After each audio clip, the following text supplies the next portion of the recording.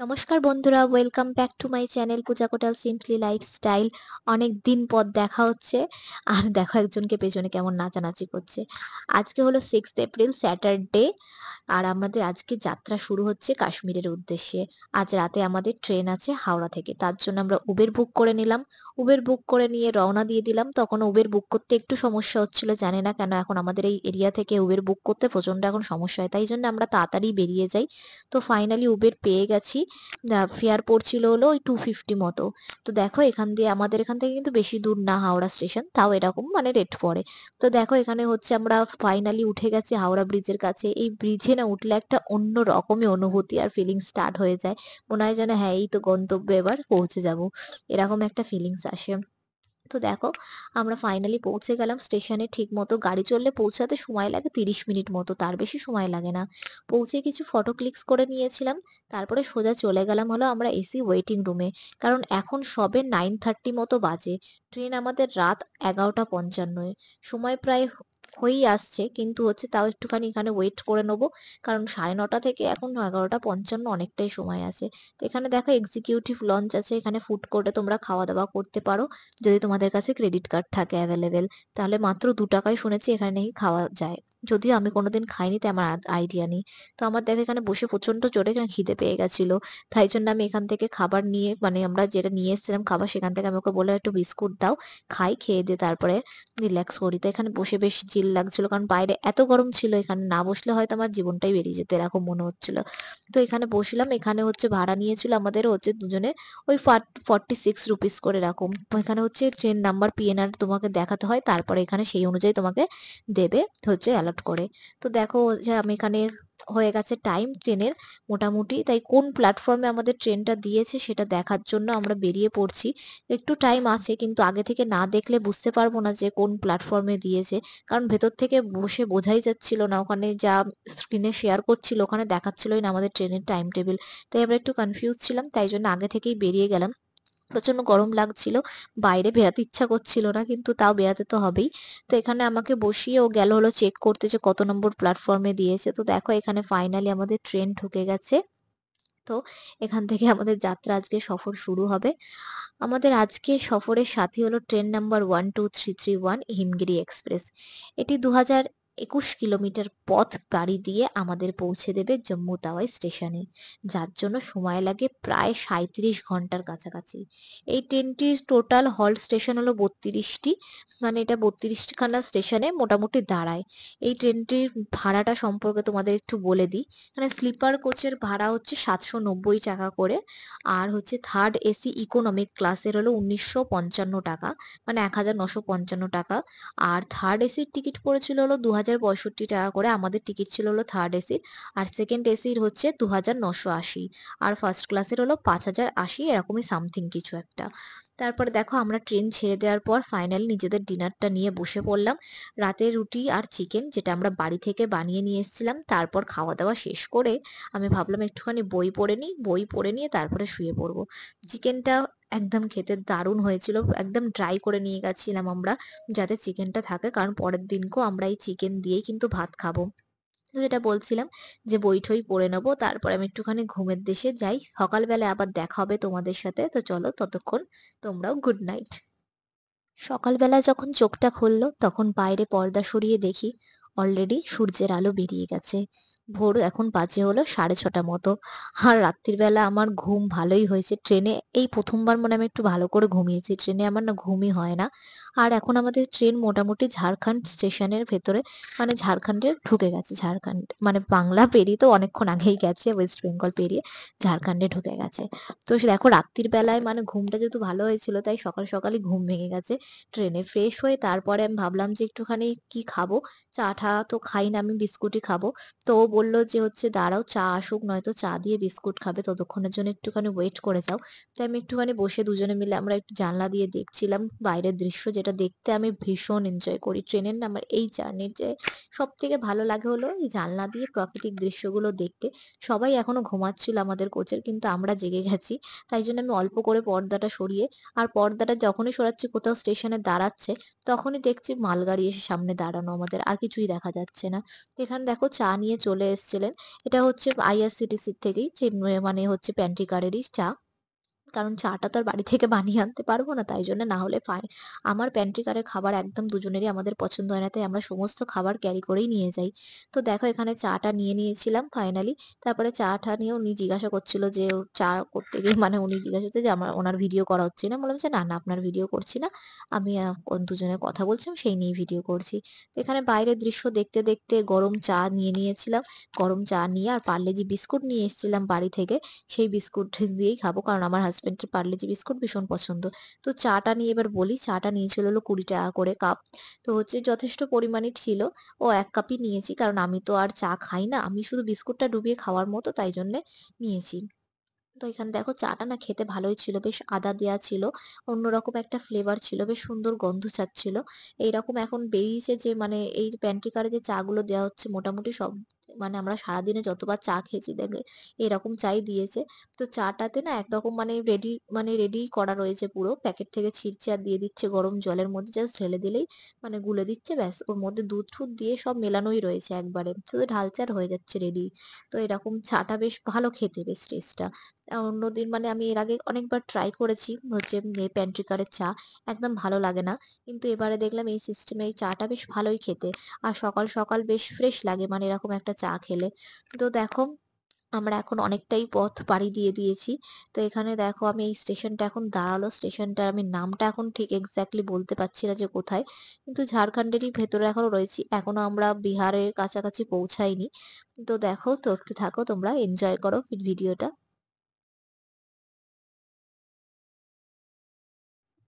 তো এখন আমরা ব্রেকফাস্টটা সেরে নেবো। ব্রেকফাস্টে আমরা নিয়ে এসেছিলাম হলো ব্রেড, বাটার আর ডিম সেদ্ধ। সবই কিন্তু আমাদের বাড়ি থেকে নিয়ে এসেছি। আগেই বললাম যে প্যান্ট্রিকারের খাবার আমার পছন্দ না। আর যেহেতু এসিতে যাচ্ছিলাম তাই জন্যে মানে খাবার নষ্ট হওয়ার চান্সেস একদমই কম। আর আমরা যেভাবে প্যাকড করে নিয়ে এসেছি সেটা আমি তোমাদেরকে পরে বলবো। আলাদা, আলাদা সমস্ত কন্টেনারে নিয়ে এসেছি তাই জন্য মানে যদি তুমি নেড়ে ঘেটে খাও না তাহলে কিন্তু একদম নষ্ট হয়ে যাওয়ার চান্সেস থাকে খাবার। কিন্তু আমরা যেহেতু আলাদা, আলাদা করে সব প্যাকড করে নিয়ে এসেছি তাই এরকম কোনো সম্ভাবনাই ছিল না। তো দেখো এখানে আমার হাসব্যান্ড আমার জন্য রেডি করে দিচ্ছিল। তো আমি ছোট, ছোট অনেকগুলো শর্টস ভিডিওও দিয়েছি যেগুলো তোমরা চ্যানেলে দেখতে পারো। অলরেডি হয়তো কিছু, কিছু পোস্ট হয়ে গেছে আর এখনো অনেকগুলো পোস্ট করা বাকি আছে। যদি না দেখে থাকো তাহলে কিন্তু অবশ্যই দেখে নিও ভিডিওগুলো। তো এখানে আমার বাটার লাগানো হয়ে গেছিল কিন্তু একটা ব্লান্ডার করে ফেলেছি। আমরা চিনি আনতে ভুলে গেছি। নুন এনেছিলাম কিন্তু নুন আমি বিট নুন নিয়ে এসেছি। তো সেই বিট নুনটাই আমরা দিয়ে দিয়েছিলাম।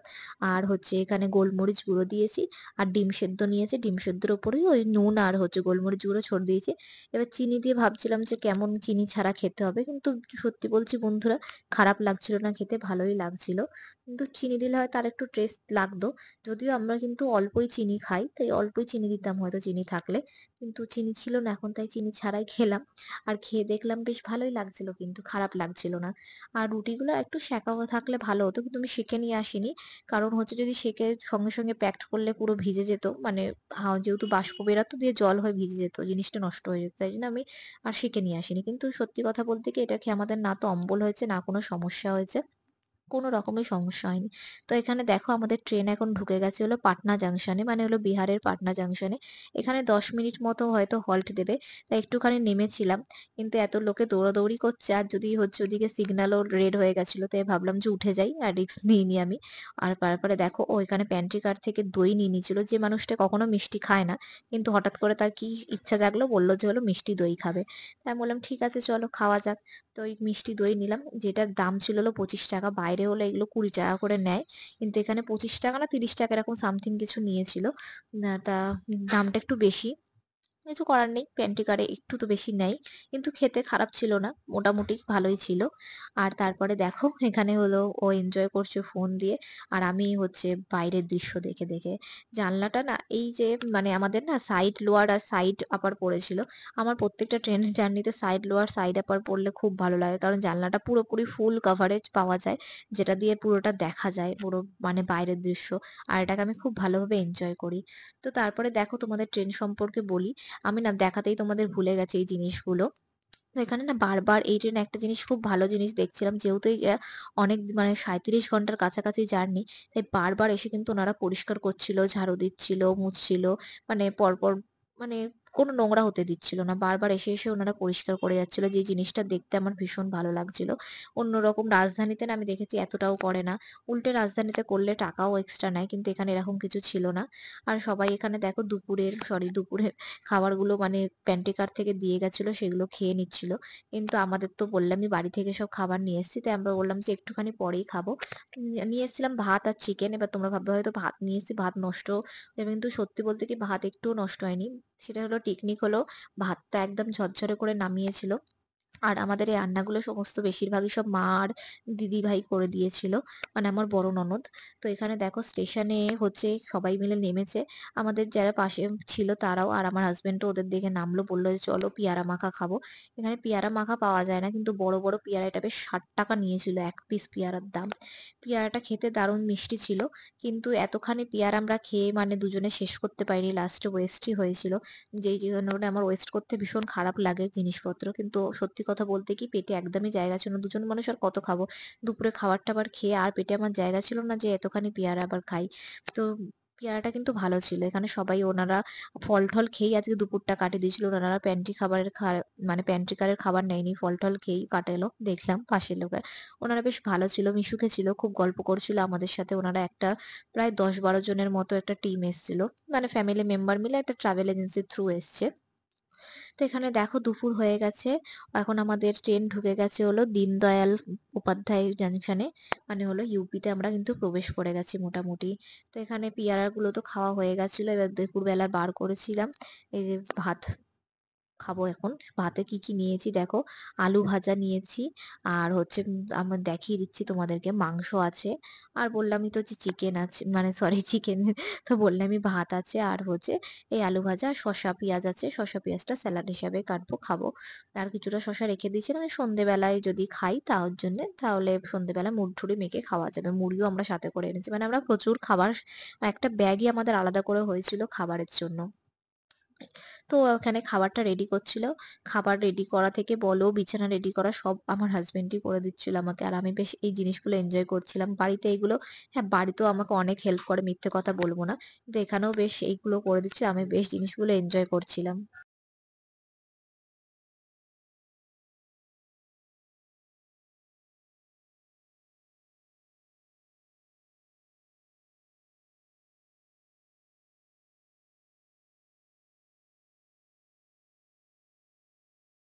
তো বন্ধুরা তোমাদের সাথে আরেকটা জিনিস আমি শেয়ার করি। আমরা যখন খাচ্ছিলাম তখন আমি তোমাদেরকে দেখালাম যে আমাদের উল্টো দিকে একজন লোক বসেছিলেন, যার কাছে টিকিট ছিল কিনা সেটাও জানি না।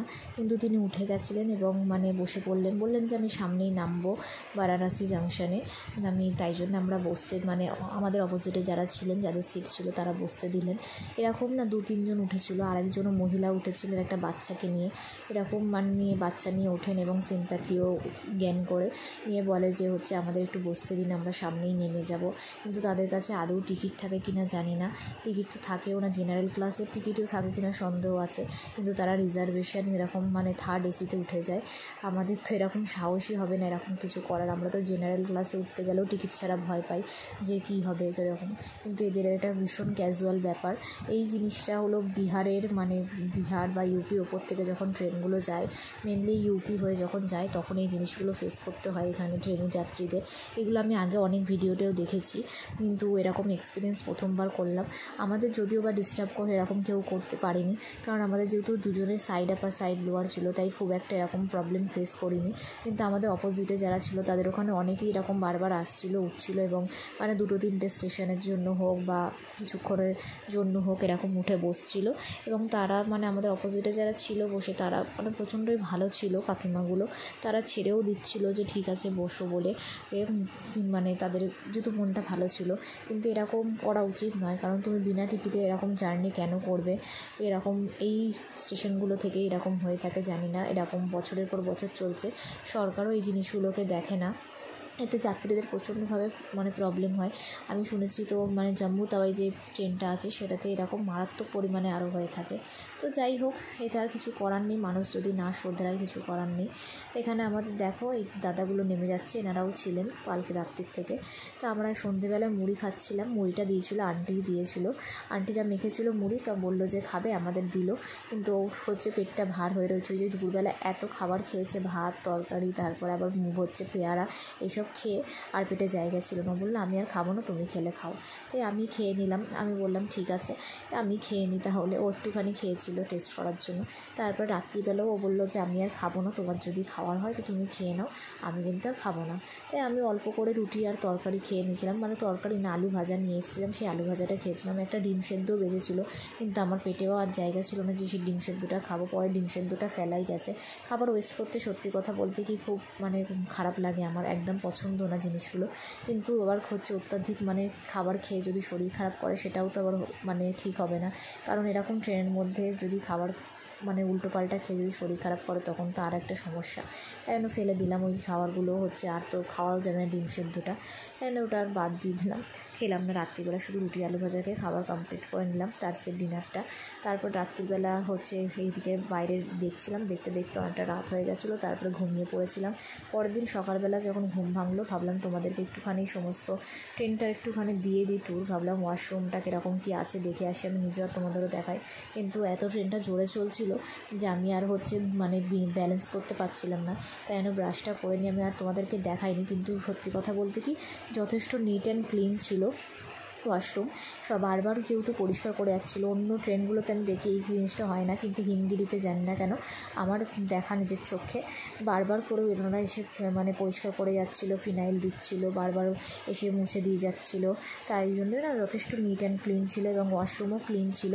ওয়াশরুমে বারবার যখনই জল জমে যাচ্ছে বা কিছু সমস্যা হচ্ছে ওনারা এসে ক্লিন করে যাচ্ছে। আর এরকম যদি তোমরা ট্রেনে মানে যাত্রাপথে যদি এরকম সমস্যায় কোনো ট্রেনে পড়ে থাকো তাহলে অবশ্যই কিন্তু হেল্পলাইনে ফোন করলে ওরা এসে মানে ওদের হচ্ছে সামর্থ্য অনুযায়ী অবশ্যই ক্লিন করে দিয়ে যায়। আর সামর্থ্য অনুযায়ী এটা ওদের ডিউটি, তাও হচ্ছে তা করে দিয়ে যায় এগুলো। এখানে দেখো এই বাচ্চাটা হচ্ছে আমার আশেপাশে ঘুরছিল, আর আমি যেহেতু ভিডিও করছিলাম ও বলছিল আন্টি তুমি কি ভিডিও করছো, তোমার কি চ্যানেল আছে, আমি সাবস্ক্রাইব করবো, আমি দেখবো। কিন্তু আমি যখন বললাম যে আমি তো বাংলা চ্যানেল, তুমি কি বুঝবে, তুমি তো হিন্দিতে কথা বলছো, বললো যে না। তাই আমি তখন আর হচ্ছে তো বললাম যে তাহলে আমার তো বাংলা চ্যানেল, আমার তো বাংলা কন্টেন্ট। তো যাই হোক ভীষণ এরকমভাবে সবার সাথে কথাবার্তা বলে কেটেই যাচ্ছিলো, দুজনের বোর লাগছিল না। তো ফাইনালি দেখো এখানে এখন পাঠানকোটের কাছে আমরা পৌঁছে গেছিলাম। এখানে এসে ট্রেন আমাদের থেমে গেছিলো, প্রায় আধ ঘন্টার উপরে দাঁড়িয়েছিল এখানে, আধ ঘন্টা 40 মিনিট মতো। আর এখান থেকে মানে আমরা ভেবেছিলাম হয়তো টাইমের আগেই আমরা পৌঁছে যাব, কিন্তু জানি না কেন টাইমের আগে তো অনেক দূর, আধ ঘন্টার মতো লেট করে দিয়েছিল ট্রেন। আগে হয়তো সিগন্যাল পাইনি বা কিছু কারণে এরকম হয়ে থাকে। তো সবাই এখানে দেখো নেমে গেছিলো, এতক্ষণ ধরে বসে বসে কী করবে, তাই জন্য সবাই মিলে এখানে নেমে গেছিলো। আর এখানে আমার হাজব্যান্ড বলছিল চলো একটা ছবি তুলি দুজনে মিলে।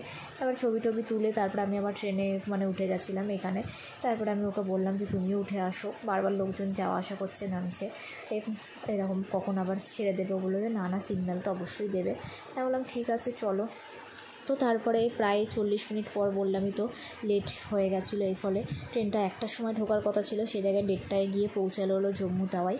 আর হচ্ছে আমাদের মানে গন্তব্য পৌঁছে গেল এখানে। তারপরে এখান দিয়ে দেখো আমি এখানে আমার ভিডিও ক্যামেরাম্যান, আমার মোবাইল ক্যামেরা এত ভালো নয় যে আমি তোমাদেরকে বোঝাতে পারবো বলে, কিন্তু দূরে না পাহাড়ে বরফের জমেছিল যেটা দেখে মন একদম ভরে যাচ্ছিলো আমার, কিন্তু আমি তোমাদেরকে দেখিয়ে বোঝাতে পারছিলাম না। মানে অলরেডি আমার মনে চঞ্চলতা জেগে গেছে যে হ্যাঁ এবার আমি বরফের দেশে ঢুকছি, মনে প্রাণে অনেক খুশি ছিল। তো এখানে দেখো আমরা ফাইনালি পৌঁছে গেছি, মানে মোটামুটি কাছাকাছি চলেই এসেছি। তো যাই হোক ভিডিওটা যদি ভালো লেগে থাকে তাহলে কিন্তু চ্যানেলটা সাবস্ক্রাইব করতে ভুলো না বন্ধুরা, আর অবশ্যই ভিডিওটা কিন্তু শেয়ার করো বন্ধুদের সাথে, আর লাইক করো ভিডিওটা, আর কমেন্ট করে জানিও তোমাদের কি ভালো লাগলো আর কি ভালো লাগলো না। আর একটা জিনিস বলি তোমাদেরকে অবশ্যই যে আমি কিন্তু কোনো ট্রাভেল ব্লগার নই, আমার ডেলি লাইফস্টাইল ব্লগ। তা আমি আমার যাত্রাপথে যা যা অনুভব করেছি এবং যা যা করলাম সেগুলো তোমাদের সাথে শেয়ার করলাম, আর আমার যতটুকু নলেজ গ্যাদার হয়েছে সেটুকু তোমাদের সাথে শেয়ার করার চেষ্টা করলাম। অ্যাজ এ ট্রাভেল ব্লগারের মতো কিন্তু আমি অত সুন্দর করে তোমাদেরকে ইনফরমেশান দিতে পারিনি, কিন্তু আমি যতটুকু জানি ততটুকু বললাম, তোমাদেরকে চেষ্টা করলাম শেয়ার করার। আর একটা জিনিস হচ্ছে বলে দিই তোমাদেরকে, আমার যেটা ট্রেনে দেখানো হয়নি, যে অবশ্যই কিন্তু এখানে চাদর, টাওয়াল এগুলো দিচ্ছে, সরি টাওয়ালটা দিচ্ছে না, চাদর আর কম্বলটা দিচ্ছে এখন অ্যাভেলেবেল, আর টাওয়ালটা এখন দিচ্ছে না, টাওয়ালটা চাইলে কিন্তু দিচ্ছে। তো তোমরা যদি এরকম ট্রেন জার্নিতে যদি প্রবলেমগুলোতে থাকো তো অবশ্যই ওদের কাছে চেয়েও, হয়তো টাওয়ালটা দেবে। টাওয়ালটা এই জন্য দিচ্ছে না কারণ অনেকে নিয়ে চলে যায় টাওয়াল সাথে, আর টাওয়ালটা এত ছোটো জিনিস যে ট্র্যাক করা যায় না, এই জন্য হয়তো বন্ধ করে রেখেছে। তো যাই হোক, দেখো আমাদের এই ট্রেনের যাত্রা কিন্তু কমপ্লিট হলো, আর আমরা ফাইনালি আমাদের ডেস্টিনেশন জম্মু তাওয়াই এসে পৌঁছলাম। আজকে আমাদের এখান থেকে আগামী ভিডিওতে তোমরা দেখতে পাবে আমরা কাটরা যাচ্ছি, আমরা জম্মু তাওয়াই মানে জম্মুতে আমরা স্টে করছি না, আমরা আজকে কাটরা যাব, তারপরে মাতা বৈষ্ণব দেবীর মন্দিরে যাব। সমস্ত ভিডিওগুলো তোমরা পাবে, একটু শুধু ওয়েট করো, একটু টাইম লাগছে আমার এডিট করতে, সময় অনুযায়ী আমি ঠিক দিয়ে দেবো। তোমরা পাশে থেকো, সাথে থেকো, আর অবশ্যই ভিডিওগুলো কিন্তু শেয়ার করো আর কমেন্ট করতে ভুলো না যে তোমাদের কী কী ভালো লাগলো আর কী খারাপ লাগলো। তো চলো, টাটা, গুড নাইট, বাই।